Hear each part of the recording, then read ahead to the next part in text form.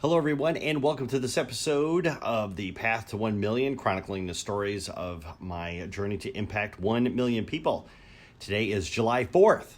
Welcome to episode 48.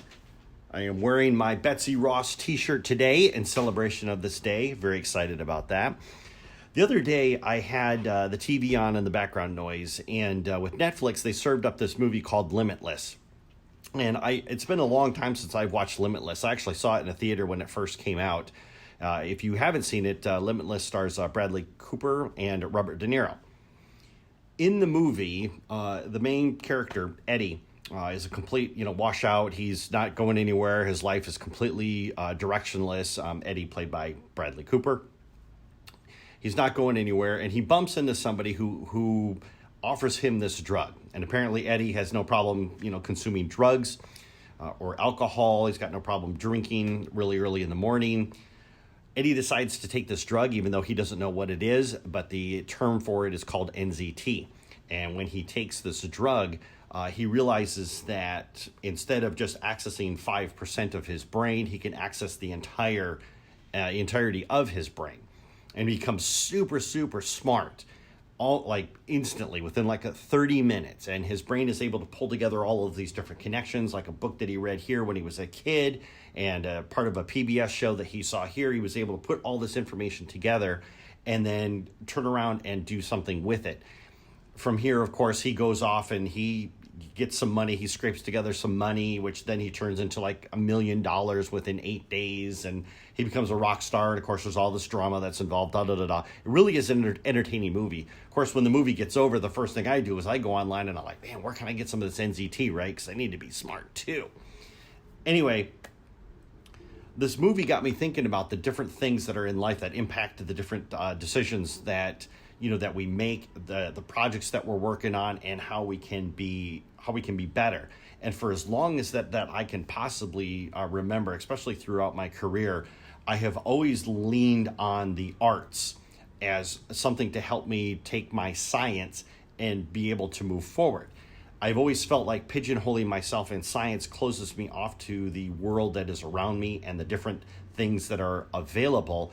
But by delving into the arts, by delving into the creativity, accessing not only the left side of my brain, but the right side of my brain, helps me to become a better person.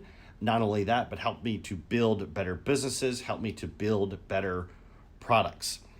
An example of this would be, for instance, right, and it's something to draw inspiration from. If you haven't had the opportunity to watch Steve Jobs' commencement address for Stanford, you really should. In the commencement address, he was talking about how he was taking classes to become an architect, right? Something that's a lot of science and a little bit of art. He dropped out of those classes because he just wasn't passionate about it, and he didn't see the sense in wasting his parents' money on these particular classes. So then what he decided to do was he enrolled in calligraphy classes, learning the different types of fonts and the beauty of writing words onto page. And and I've seen calligraphy before. You've seen calligraphy before. I think it's just absolutely beautiful. And these lessons in the arts that he was learning would directly impact him when he was working for Apple. At the time, and I remember this quite well, computers were very stodgy, especially when it come to the print that was on the screen that you would see. You could tell the characters were characters, but there was nothing beautiful about working on a computer. It was just a tool. Steve Jobs saw it as a way to make art. And so he brought those lessons from calligraphy into what he was doing with the Mac. And he really pushed his engineers to make the Mac user interface beautiful, make it look stylish, make it look sexy. And if you're going to create a document, give people fonts. I mean, people didn't know what types of fonts were back in the day, but we all do now. We all know we've got access to these, so we can, Times New Roman, whatever it is.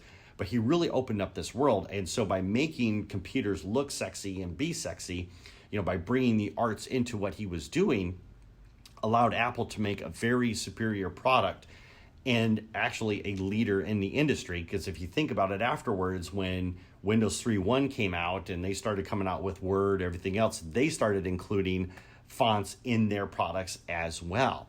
For my LinkedIn project, when I was working on that, one of the things that I knew that was going to make people successful is the ability to write use cases. But the first thing when I talk to people and I tell them and I get their story from them and I'm like, wow, you need to share your story. The first thing they always say is, well, I'm not a writer and I'm not a storyteller, which I don't believe that. I think everybody on the planet is a storyteller. It just puts in a little bit of effort. And one of the things that I did was I created a use case template. How do you write an effective use case? And for that, talk about creativity, I actually turned to the world of real estate, a world that I know really well. There's a phenomenal podcast host, real estate innovator based out of Austin, Texas. His name is Ryan France, and he wrote a booklet called A Preponderance of Proof. And inside of that booklet, which I got access to, was all these wonderfully written use cases. And I remember going through them going, wow, these things are powerful. Everybody in my marketing group was marveling at how awesome these things were. So I went back and I reverse engineered what he did, came up with a script. And from that script became the boilerplate for the use case scenario. How do you introduce drama into the story? A lot of people, when they tell stories, or they think they're telling stories, especially use case of how they help somebody, they always leave the drama parts out. But you need to include that drama in there to make your story really effective. So this is something that I included with the overall package that when I put together. So anyways, I just wanted to share that with you really quick because I know it's July 4th and everybody is getting ready to go off and do their holiday things. I do want to say this. I do want to share this with you. Part of my creative endeavors out there, listening to other podcasts that have absolutely nothing to do with anything business centric or anything else like that. One of the podcasts I love to listen to is a gentleman by the name of Mike Rowe. He's done really well. On July 4th, I would recommend that you go find his podcast the way I heard it. If you remember Paul Harvey, or anything that Paul Harvey did from his radio days, Mike Rowe has continued this tradition of storytelling of people. So from there, what I would recommend that you do is go listen to episode 60. That's the only one you have to listen to because it's July 4th, but go listen to that particular episode. And it's called Something to Stand For. Anyways, I hope you guys all have a phenomenal 4th of July today. I know that I will, and I will see you tomorrow with another story.